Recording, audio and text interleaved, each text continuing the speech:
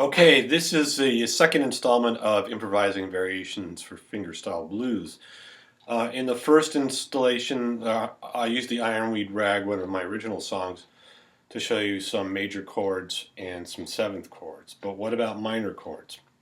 Okay, minor chords are a little trickier because some of the minor chord forms, shapes that we know, are fairly well known, but others we don't really use very much. For instance, going back to the major chords, the major triad C, everybody knows that shape, at least hopefully you know that shape. A, G, E, and D. So those are all very common. For the minor chords, 3 of them are probably chord shapes you're familiar with, and 2 of them aren't. And I probably, for the most part, for my fingerstyle playing, won't use the C or the G shape of the minor chord forms. To make the minor chord form for the C, you have C major here, and there's the major third right there. All you need to do is lower that note half step, and you've got a C minor. Just do a B in there. Okay, and the G is kind of the same way. You got a G major, and you got the major third there on the 5th string. You lower that down 1 fret, so that's a B. Now you make it a B flat, and then it becomes a G minor chord. The other chords, the A minor, you probably know that one, and the E minor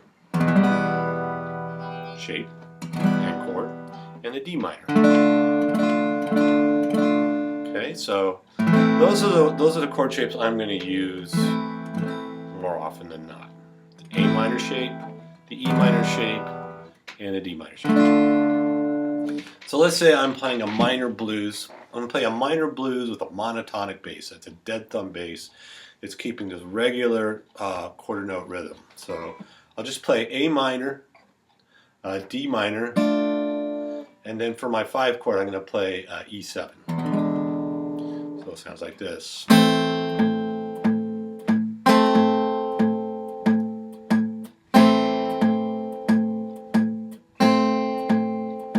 D minor, back to A minor, E7,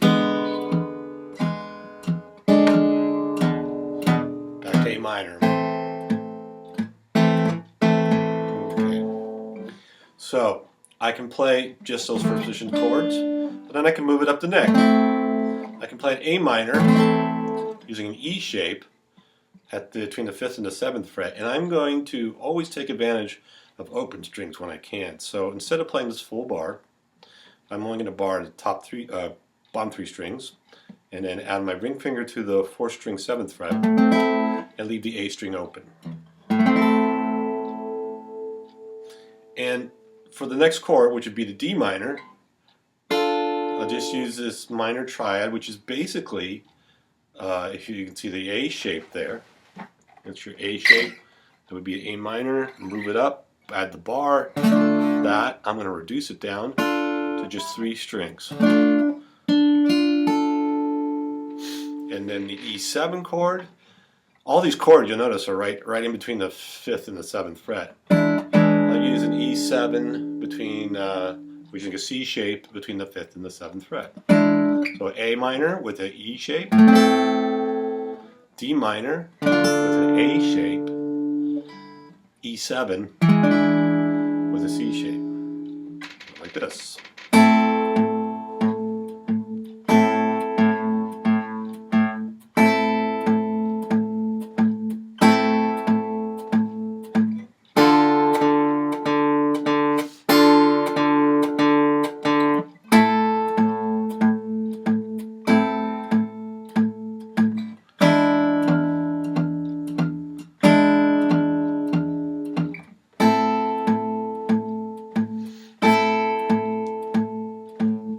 Okay, so that gives me more possibilities. I can either shift into those chords in the same verse. Or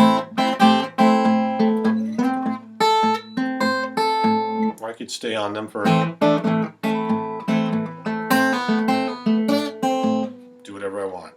Let's look at one other set of chord shapes that we could use in this progression of A minor, D minor, and E7.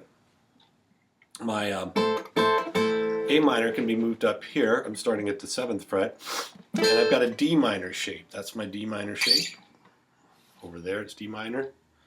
Up here, between the 8th and the 10th, adding the first finger to the 7th, I have a D minor shape for the A minor. Okay, for my D minor, I'm going to use basically that same E shape that I used for the A minor before. And then for my E7 chord, that is a sort of smaller version, let's see if I can do this right, of a G7 shape. Just use the top 4 strings. So those all together sound like this.